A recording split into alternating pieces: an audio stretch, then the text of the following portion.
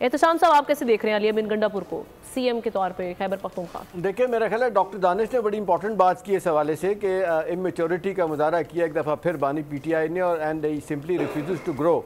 अभी देखेंगे जिस अंदाज से इनका नाम आया, ये तो एक बहुत बड़ा मैसेज है आमना कि वो टकराव, तसादम, अदम इस्तेकाम की तरफ लेके जाएंगे। ये एक स्टैब्लिशमेंट को भी, सियासी जमातों को भी एक बड़ा मैसेज है कि उस बंदे को लाया जा रहा है कि जो आप समझ लें कि उसने कहना है कि जी आए दिन चढ़ाई करके रखो। और वैसे भी इतलात यही है, कहा जा रहा है कि बानी पीटीआई के घर तक उनकी रसाई हासिल है, शायद नॉमिनेशन वहाँ से उनकी हुई है।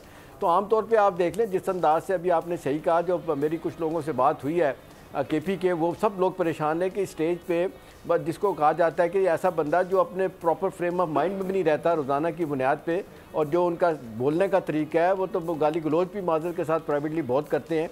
और फिर यह है कि एक पॉलिटिकल एक्यूमन होता है, मतलब इतनी बड़ी वजारत पे आपकी सूबे की वजारत लेने के बाद आप पे रवैयों में तब्दीली आनी चाहिए। लोग आमना कह रहे हैं कि वही डिज़ास्टर फिर दोहराया जा रहा है जो केपी में पहले आपने महमूद खान को लगाया और बुजदार को पंजाब में करके लगाया। तो सबक तो सही कह रहे हैं डॉक्टर साहब, नहीं सीखा ना। मतलब ये स्टेज थी कि आप एक विंडो ऑफ अपॉर्चुनिटी खोलते, ऐसे आदमी को लेके आते, केपी में आपको गवर्नेंस बेहतर करने की कोशिश करते, सूरत हाल बेहतर करते, तो शायद एस्टैब्लिशमेंट के साथ आप विंडो ऑफ अपॉर्चुनिटी खुलती उनकी बेहतरी के लिए। लोग जो है ना वो राम करते हैं। नाम बता दें कि कौन से उम्मीदवार सूटेबल थे जो हम कहते हैं कि ये जो केओस था ये खत्म हो सकता था उनके? क्विकली मैं चाहूंगी।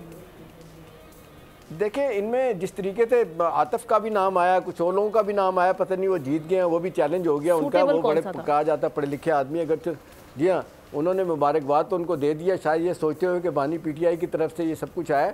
लेकिन सवाल ये है कि जी किसकी सुनी जा रही है, किसकी सुनी नहीं जा रही। अब देखना 3.5 साल की गवर्नेंस के बाद जो मुश्किलात उठाई हैं उससे बचने की जरूरत थी, नहीं बचने की कोशिश की जा रही। नतीजा मुझे नहीं लगता कि आंदा आंदोलन में कुछ सियासी तौर पर उनका कोई फायदा होगा।